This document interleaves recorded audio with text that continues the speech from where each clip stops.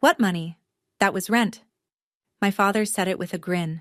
6 years, $144,000. Gone. He sat at the kitchen table with his coffee like he'd just read me the weather forecast. My mother wouldn't look at me. She stirred her tea. Clink, clink, clink.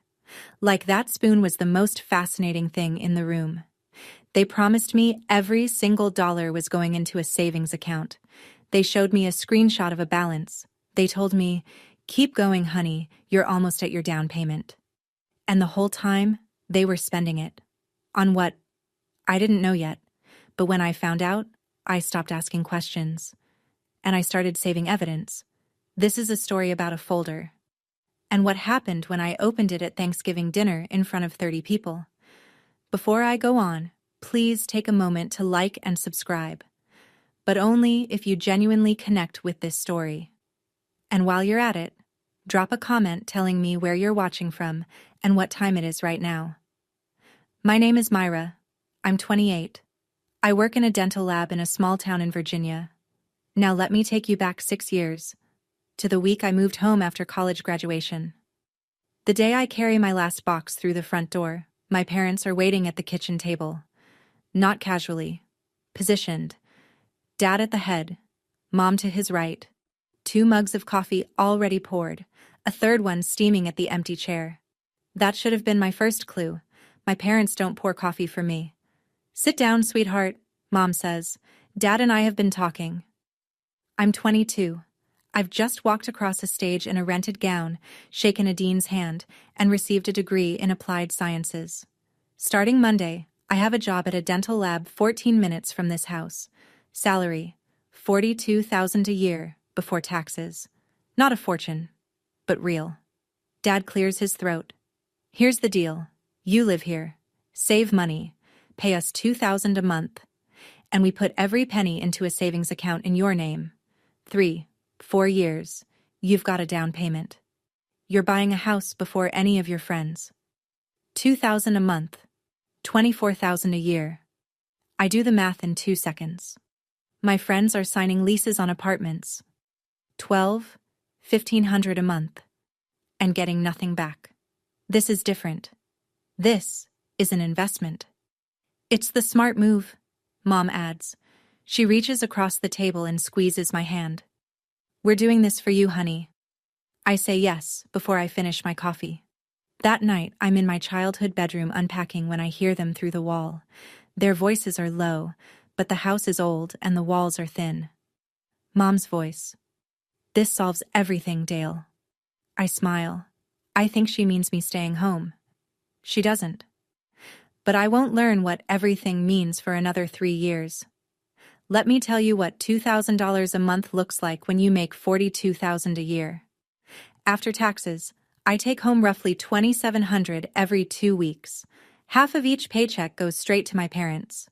What's left covers gas, car insurance, my phone bill, and groceries I buy to cook dinners for the family. Because Mom says it's the least I can do since I'm living at home. I drive a 2014 Honda Civic with a cracked dashboard and a passenger window that only goes down 3/4 of the way. My coworkers go to lunch at the sandwich place on Route 9. I eat leftovers from a Tupperware container at my desk. "Why don't you just get your own place?" my coworker Danielle asks one afternoon. "I have a plan," I say. "It's going to be worth it."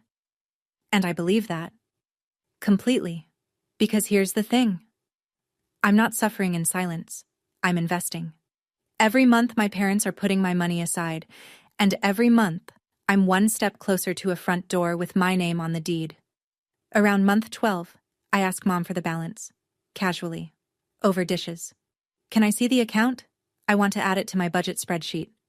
"Of course," she says. "I'll send you a screenshot tonight." At 9:47 p.m., my phone buzzes. A screenshot. White background. One line. $24,000. No bank logo. No account number. Just a number on a screen. $24,000. 12 months times 2,000. The math checks out perfectly. I stare at it in bed, and something in my chest loosens. I'm doing this right. I save the screenshot. I don't save it because I'm suspicious. I save it because I'm proud. My brother Travis is 3 years older than me. Electrician. Married his high school girlfriend Jenna at 24. They have a daughter now, Lily, 3 years old, red curls, laughs at everything. Travis lived in this house until he was 25, 4 years after high school. He never paid $1 of rent.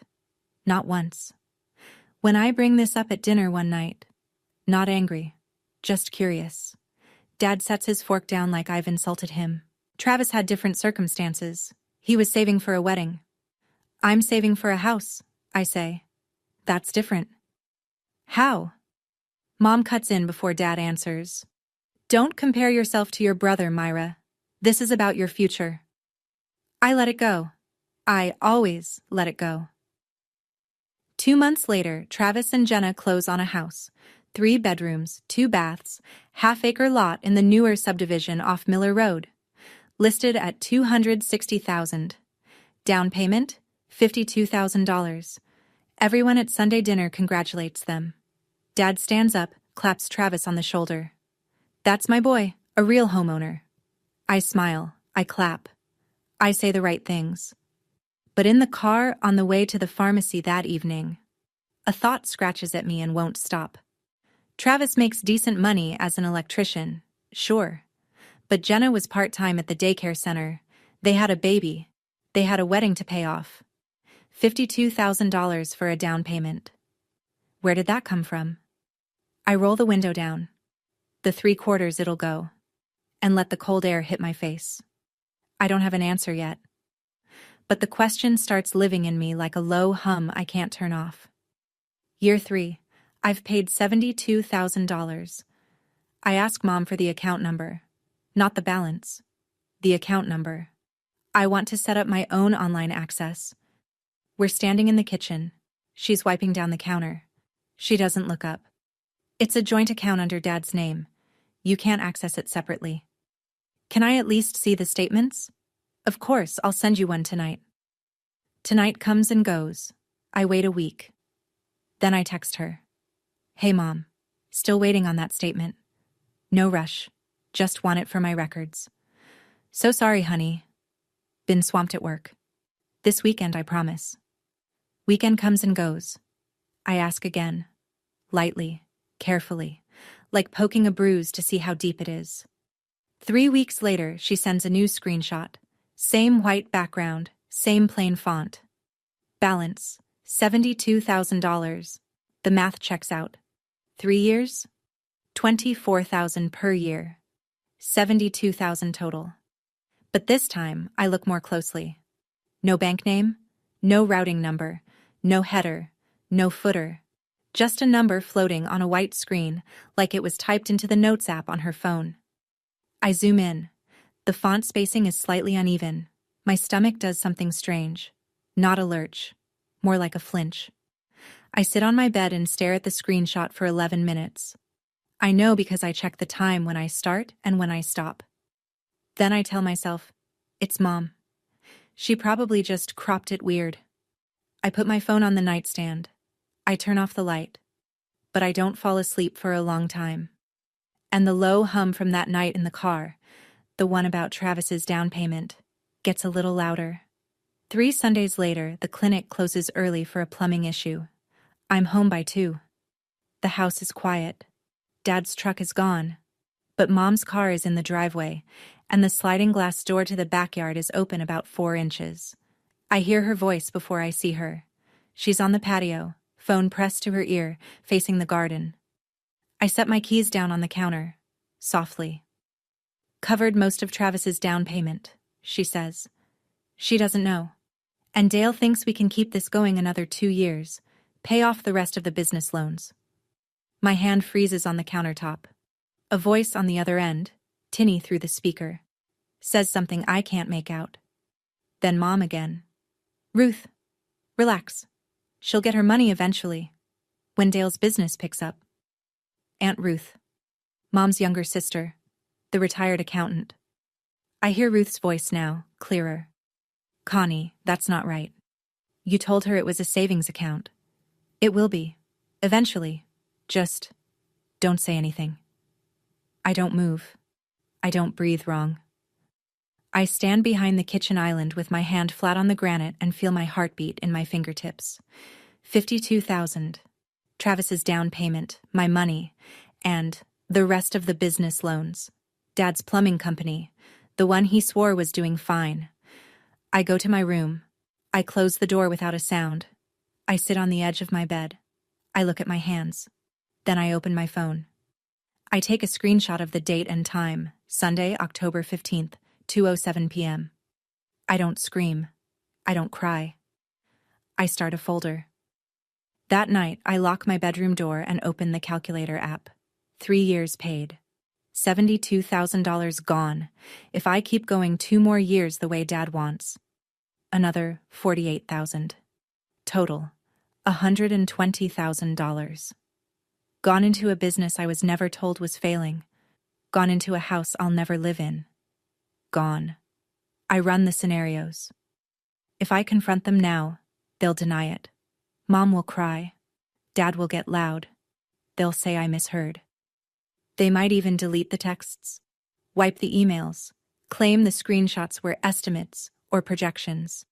And it'll be my word against theirs. If I walk away, just stop paying and move out, I lose everything I've already put in. $72,000. No legal standing, no paper trail, just a bitter daughter with a story nobody can verify. But if I stay, if I keep paying, if I make them keep talking, keep texting, keep emailing, keep leaving voicemails, every message becomes a line in a ledger they don't know I'm keeping. I open Google Drive. I create a new folder. I name it Home Fund Docs. The first thing I upload is the screenshot from tonight. The date, the time, the moment I found out. Then I go back through my texts. Every message where Mom mentions savings. Every email where Dad says, the account. Screenshot. Upload. Screenshot. Upload.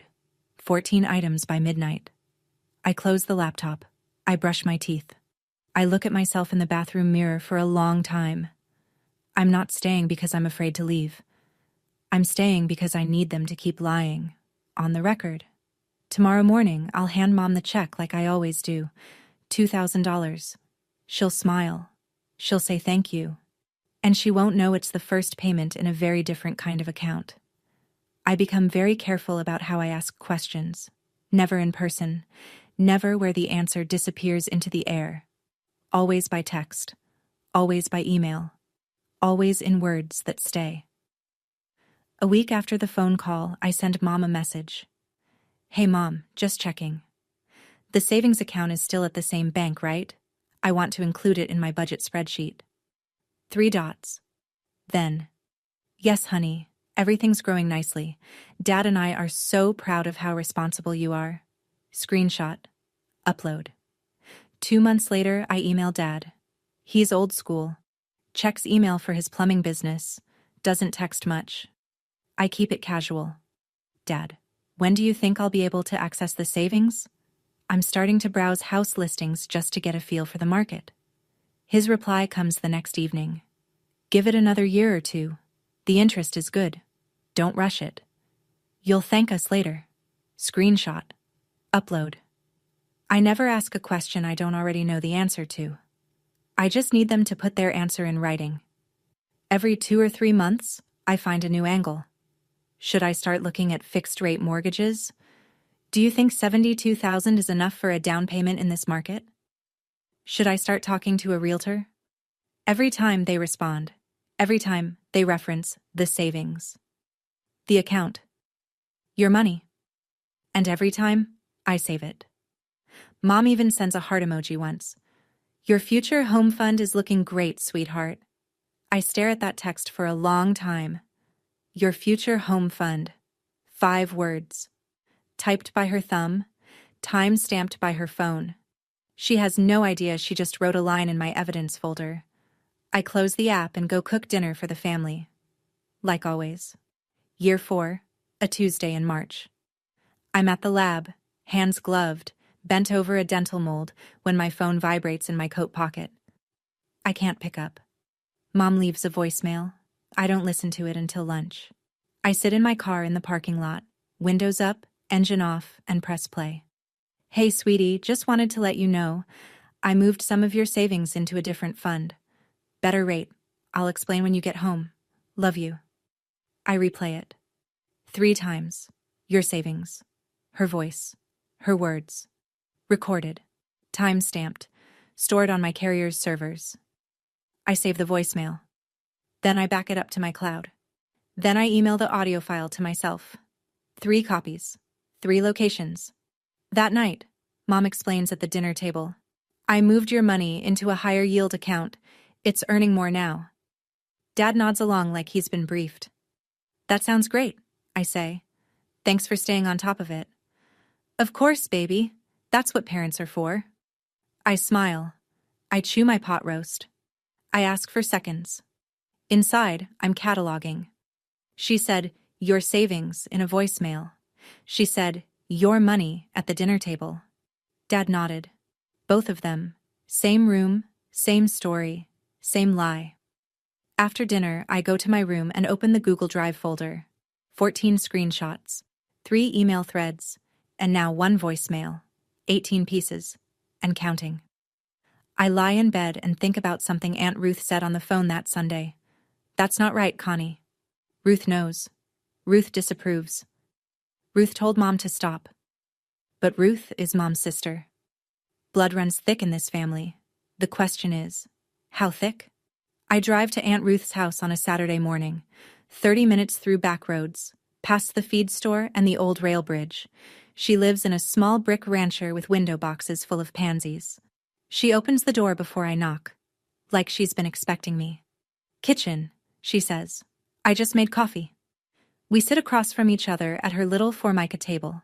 She's 52. Retired early. Bad knees. Worse back. 26 years as a county accountant. She knows what money looks like when it's been moved around. I don't ease into it. Aunt Ruth, I need to ask you something, and I need the truth. She looks at me for a long time. Her coffee steams between her hands. You heard us on the phone that Sunday, didn't you? I nod. She closes her eyes, opens them, sets her mug down. Your mother told me, her exact words, Myra's rent money covered most of Travis's down payment. I told her it wasn't right. She said you'd get it back when Dale's business picked up. And you believed her? No. Ruth shakes her head. I didn't.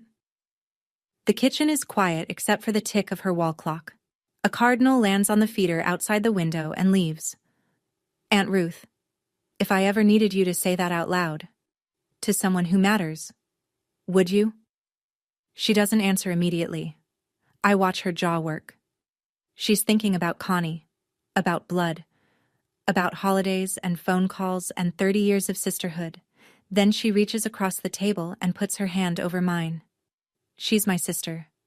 But you're my niece, and what they did is wrong. I squeeze her hand. I don't say anything else. I drive home with both hands on the wheel and a second name in my corner. Year 5. I find the county legal aid clinic the way most people find things they need badly, late at night, alone, typing into a search bar with shaking fingers. Free consultation? Tuesdays and Thursdays? Walk-ins welcome. I go on a Thursday after work, still in my scrubs. The waiting room smells like floor wax and old magazines. A woman with a stroller sits across from me, bouncing a baby on her knee. A man in paint-stained jeans fills out a form with a pencil stub. They call my name after 40 minutes. Greg Novak, paralegal.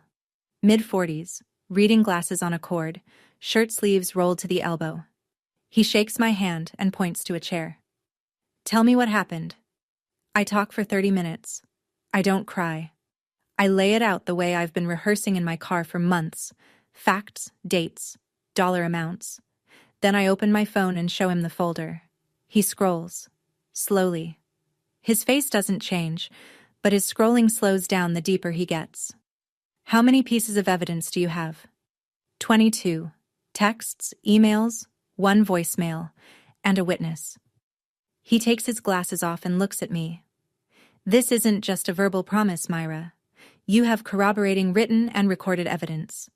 In Virginia, this could qualify as promissory estoppel. They made a clear promise. You relied on it. You suffered financially because of that reliance, and they knew you were relying on it. So I have a case? You have a strong case, but $144,000? If you go the full 6 years, that's above small claims. You'd need to file in circuit court. We can connect you with a pro bono attorney. I nod. My hands aren't shaking anymore. I want to wait, I say. Until I've paid the full 6 years. I want the number to be final. Greg studies me, then nods. Smart, but keep saving every piece. I walk out into the parking lot.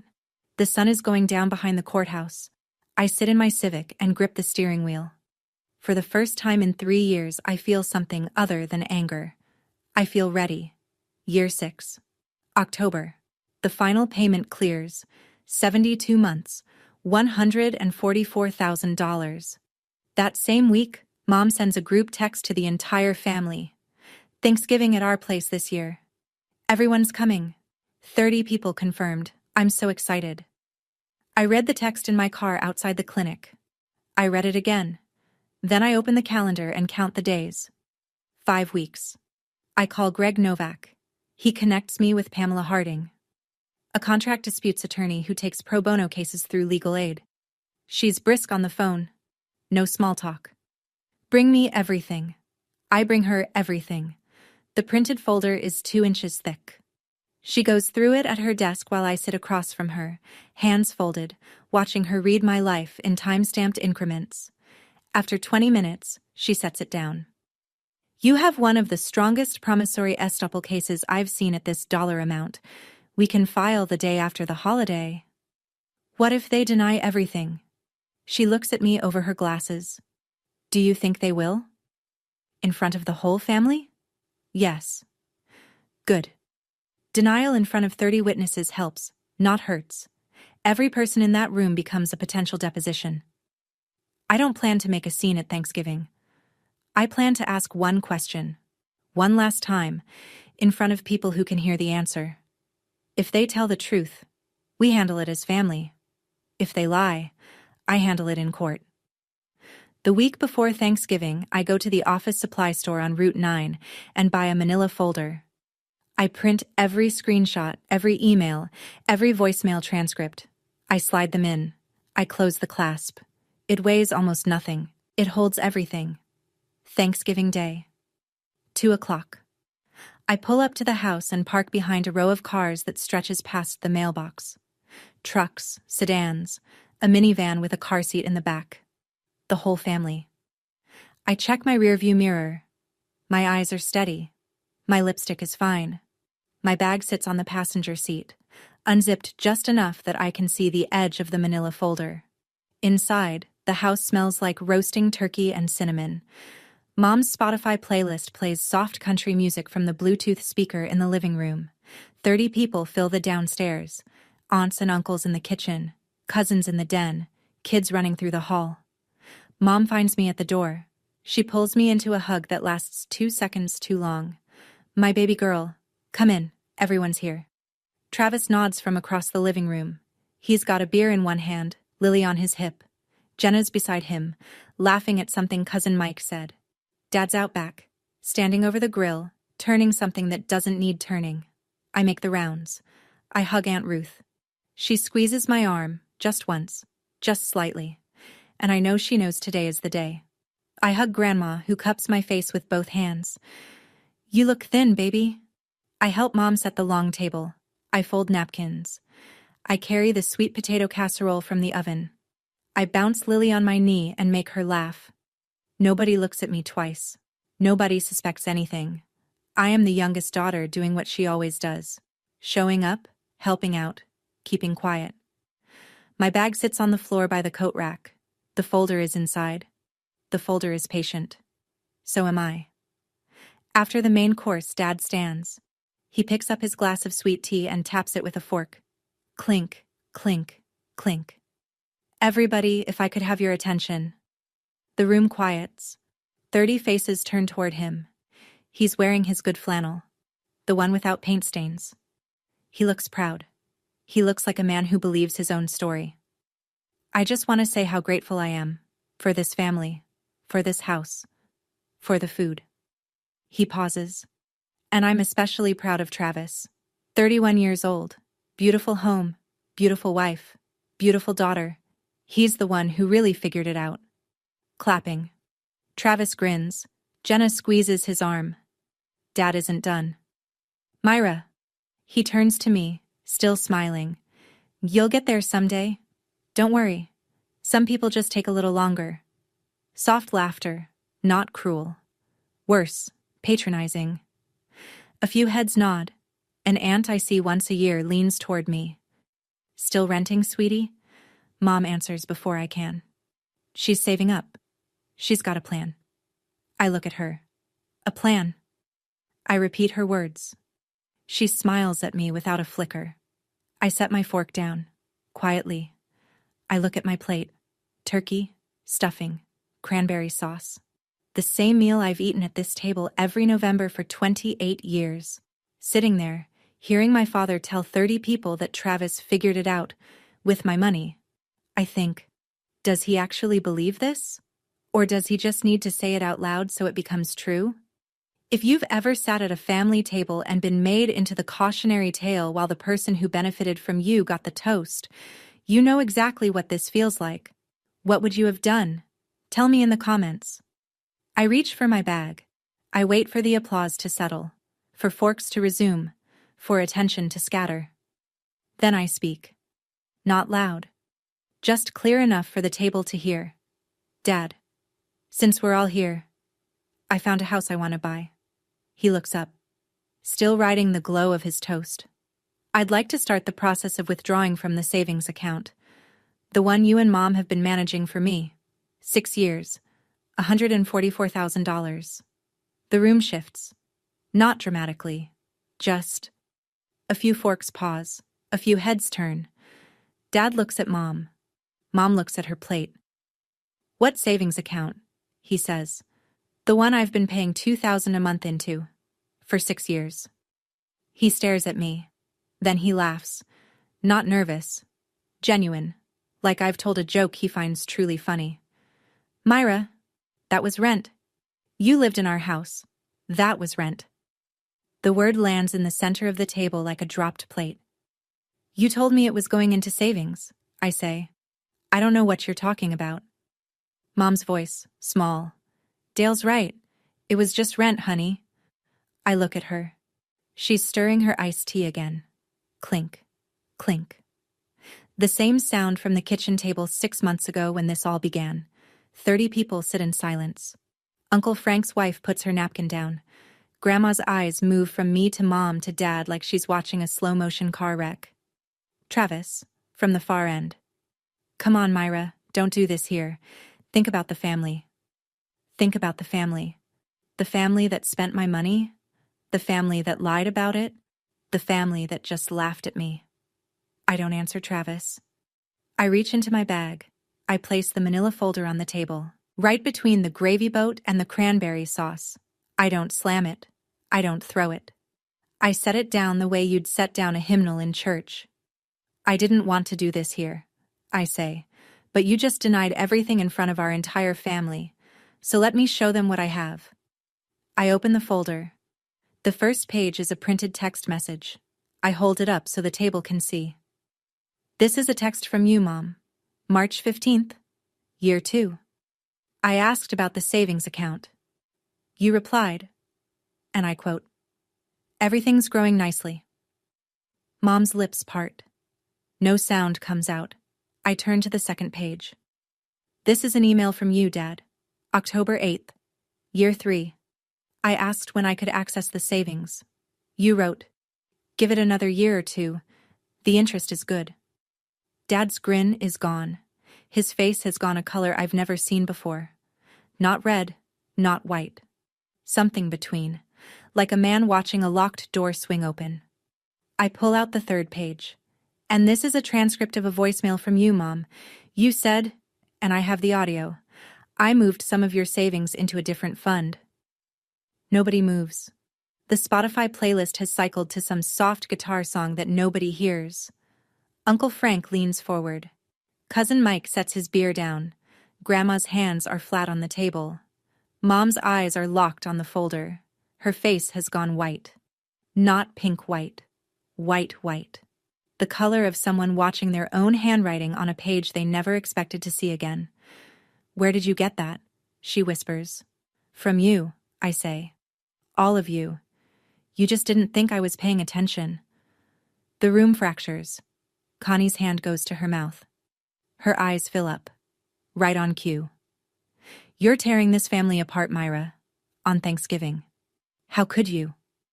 Before I can respond, Grandma's voice cuts from the end of the table. Low, steady, 80 years of authority in 4 words. "Connie, let the girl talk." Dad stands. His chair scrapes the hardwood. "This is ridiculous. She lived here. She ate our food. $2,000 a month is fair rent anywhere." Uncle Frank doesn't look up from his plate. "Dale, $2,000 a month for a bedroom in this town? That's more than my mortgage." Aunt Linda, Frank's wife, nods. Cousin Mike crosses his arms. The room is choosing sides without saying a word. Dad jabs a finger toward me. "You're ungrateful. After everything we did for you. You used her money for Travis's house." It's Aunt Ruth. She says it from the kitchen doorway, arms folded, voice flat as a tax return. "Connie told me herself, down to the dollar." Mom spins toward her sister. "Ruth." "Don't Ruth me, Connie. I told you 2 years ago it wasn't right." The room goes silent again. Jenna, Travis's wife, turns to look at him. Her face is open, confused, like she's hearing a language she doesn't speak. "Travis," Jenna says, "is that true?" He doesn't answer. He picks up his beer, puts it down, picks it up again. "Your down payment," Jenna says, slower. "The $52,000. That was Myra's money?" Travis looks at the ceiling. "It's complicated." It's not complicated. It's simple arithmetic and a lie that just ran out of room. Jenna's jaw tightens. She stands up from the table. Lily starts to fuss. The family hasn't eaten dessert yet. They won't. I close the folder. I stand. The room watches me the way a room watches someone who's about to walk out of a church in the middle of a sermon. Not angry, not cheering, just witnessing. "I didn't come here to fight," I say. "I came here to give you one last chance to do the right thing." I look at Dad, then Mom. "Give me a repayment plan, a real one, on paper, with dates and amounts, and we handle this as family. No lawyers, no courts." Dad's neck is red. His hands are flat on the table. He's breathing through his nose. "You're not getting a dime," he says. "You want to sue your own parents? Go ahead. Sue me." The words hang in the room like smoke. I look at him for 3 seconds. I nod. "Okay." I turn to the room. "I'm sorry to everyone here for this. You didn't deserve to spend your Thanksgiving this way. But I spent 6 years being lied to, and I wasn't going to spend another minute." I pick up the folder. I pick up my bag. I'm halfway to the door when Grandma's voice reaches me. "Myra, honey." I stop. I turn. She's still sitting. Her hands are still flat on the table. Her eyes are wet, but her jaw is set. "I believe you." 3 words. From the woman who held this family together for 50 years. I nod. I don't trust my voice, so I just nod. I walk out the front door. The screen bangs shut behind me. The November air hits my face and I realize my cheeks are dry. I didn't cry. Not once. In my rearview mirror, I see Mom on the porch. Then Aunt Ruth behind her, bending down, picking up pages that have scattered from the folder Dad threw after me. I drive home, both hands on the wheel. No music. It's done. The next part is for the court. Monday morning, 9 a.m. I call Pamela Harding from the dental lab parking lot before clocking in. He told me to sue him, in front of 30 people. Silence on the line, then a short exhale that might be a laugh. Then let's not disappoint him. We file Thursday. Promissory estoppel and unjust enrichment. Plaintiff, Myra J. Morrison. Defendants: Dale R. Morrison and Constance L. Morrison. Amount sought: $144,000. Filed in the Circuit Court of Augusta County, Virginia. I sign the documents at Pamela's desk. My handwriting is even. My hand is steady. The pen is a cheap ballpoint from a mug on her desk, and I think, this pen is worth more than every lie they ever told me. The summons is served to my parents' address the following Tuesday. Dad has to sign for it. I know this because the process server confirms it by email. Received by Dale R. Morrison, 11:42 a.m. at the front door. That evening, my phone lights up. 11 missed calls from Mom, 3 from Travis, 0 from Dad. I don't return any of them. Instead, I send one text. To Mom. Short. All communication regarding this matter goes through my attorney from now on. Her name is Pamela Harding. I love you. But I'm done being your savings account. 3 dots appear. Disappear. Appear again. Then nothing. I put my phone on the nightstand.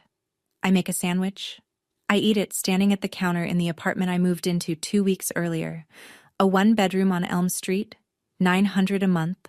No roommates, no lies, and a deadbolt I chose myself. It's the first home that's ever been completely mine.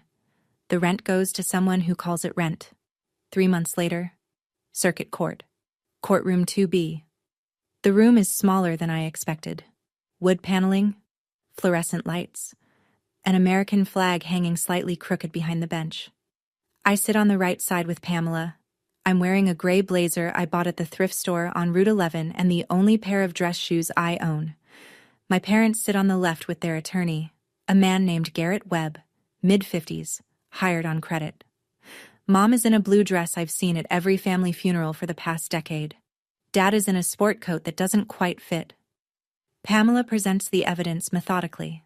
The texts, printed, highlighted, dated. The emails, same.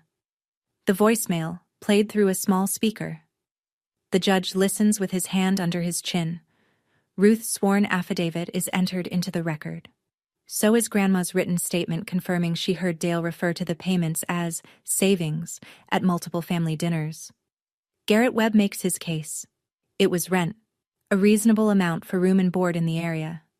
The judge turns to Dad. Mr. Morrison, did you ever use the words savings account when referring to your daughter's payments? Dad shifts in his seat. I might have, but it was just a figure of speech. A figure of speech. For 6 years. In text messages, in emails, on a voicemail. Dad says nothing. The judge turns to Mom. Mrs. Morrison, did you send your daughter a screenshot purporting to show a savings account balance? Mom's voice is barely audible. I was just trying to encourage her. You fabricated a financial document to encourage your daughter to continue paying you $2,000 a month. It isn't a question, but Connie nods anyway, slowly, like a woman who just realized the trapdoor was always under her feet. The judge picks up his pen. I'll issue my ruling in 2 weeks. 14 days. I don't sleep well for any of them. I work, I eat. I drive to the lab and back. I clean my apartment twice. I reorganize my kitchen cabinets by height. On a Tuesday afternoon, Pamela calls. We won, Myra, full amount.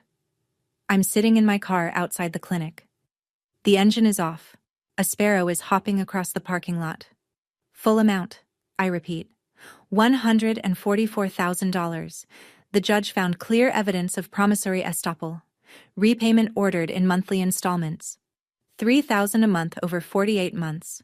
If they miss a payment, the court can enforce through wage garnishment or place a lien on their property. $3,000 a month. For 4 years. More than I ever paid them. Myra, you there? I'm here. You did the right thing. And you did it the right way. I hang up. I sit in the car for a long time. The sparrow is gone.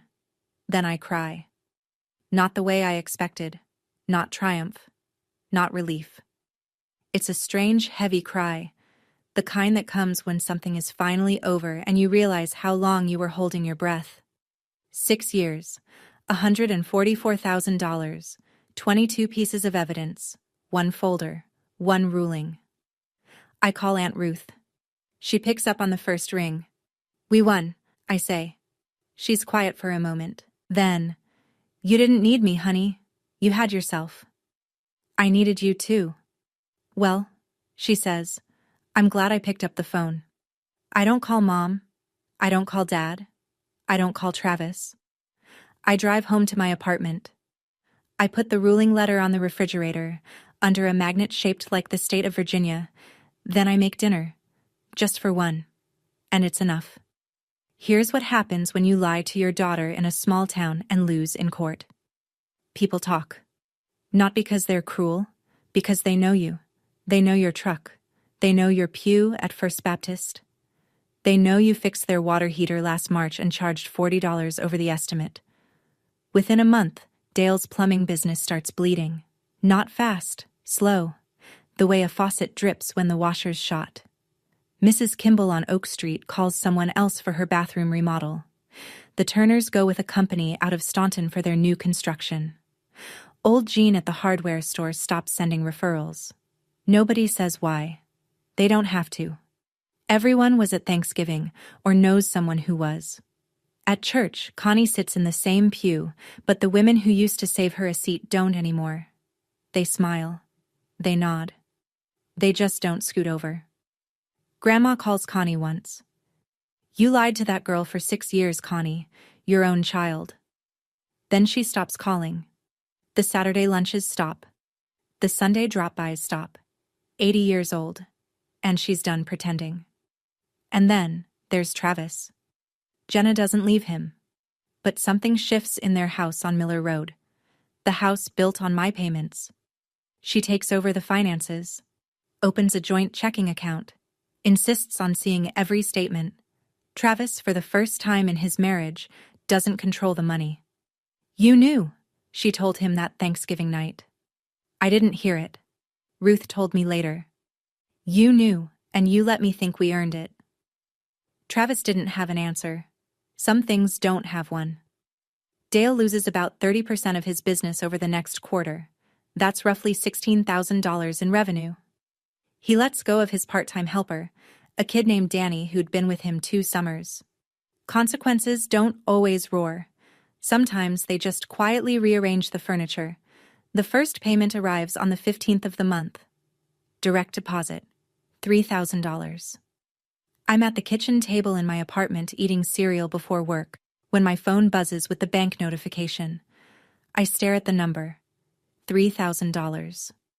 From Dale R. Morrison, the same man who laughed in my face.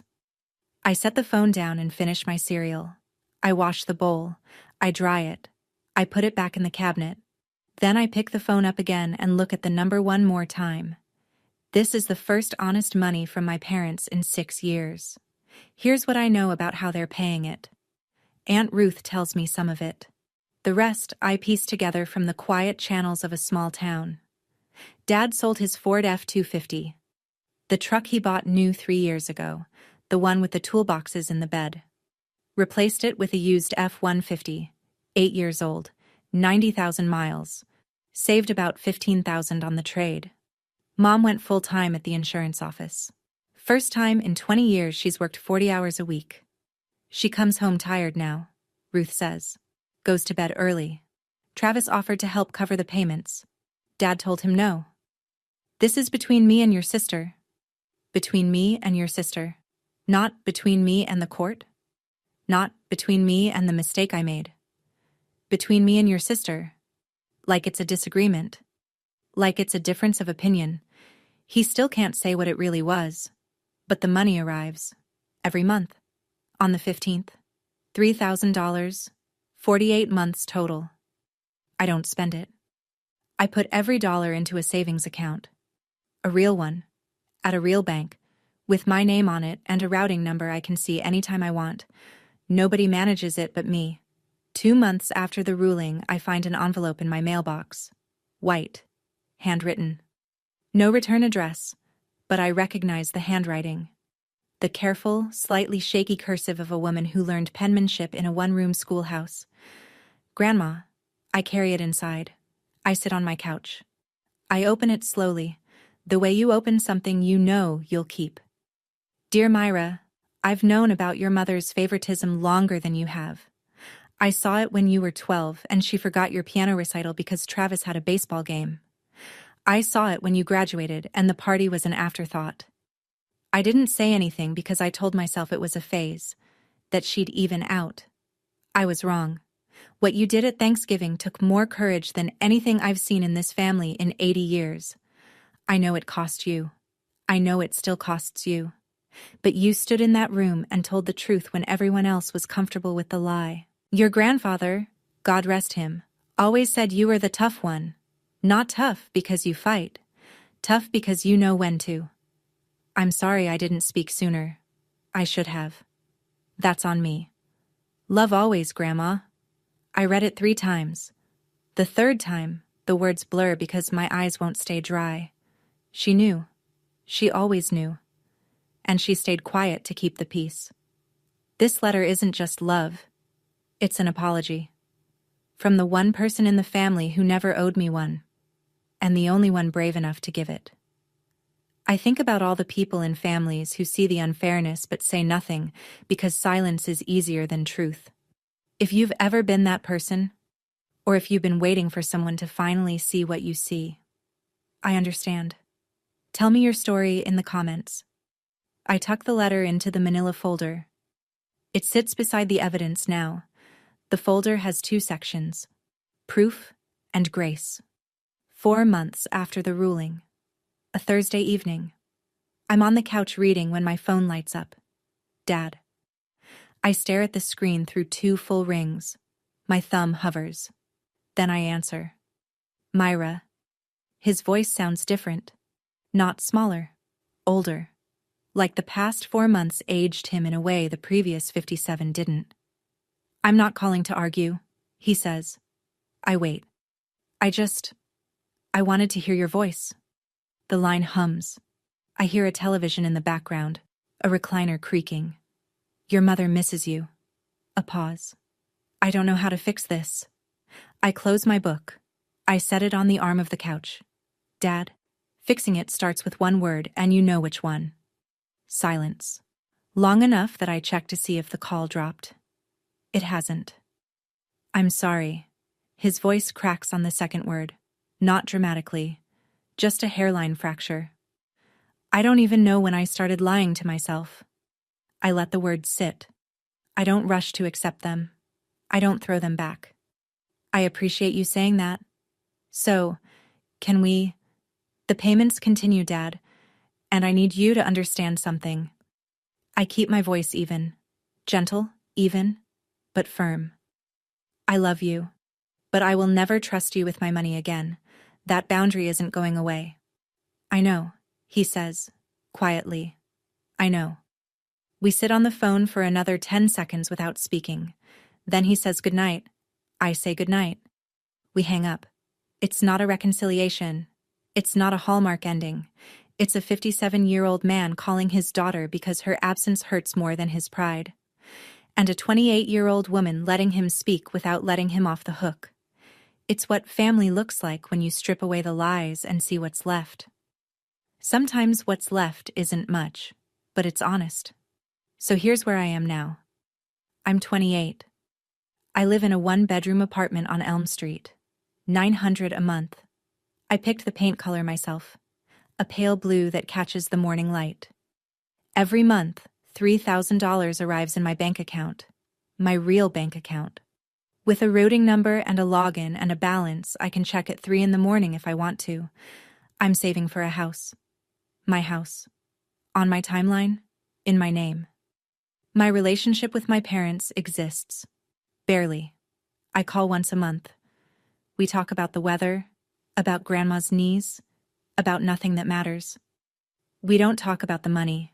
We don't talk about Thanksgiving. That conversation goes through Pamela now. Travis and I don't speak. Jenna sends me photos of Lily sometimes. At the playground, in a tutu, eating spaghetti with both hands. She always captions them. She asks about Aunt Myra. I see Aunt Ruth every Sunday. We eat lunch at her kitchen table. She makes soup. I bring bread. We don't always talk about what happened. Sometimes we just sit. I keep the manila folder in my closet. The evidence. Grandma's letter. The court ruling. I don't look at it often, but I know it's there. And knowing it's there is enough. If you're listening to this and you recognize any of it, the payments that never added up, the sibling who got more, the parent who said trust me one too many times, I want to tell you something. Setting a boundary with your family doesn't make you a bad daughter. It means you're a daughter who knows her worth. Your family is supposed to be your foundation. But when the foundation is cracked, you don't keep building on it. You pour a new one. And that's what I did. Thank you for staying with me through this story. If it meant something to you, if it reminded you of your own table, your own folder, your own moment of enough, hit subscribe. Share this with someone who needs to hear it today. And if you want another story like this one, about an ordinary person who finally said enough, check the link in the description. I'll see you there. Thank you for listening. I mean that.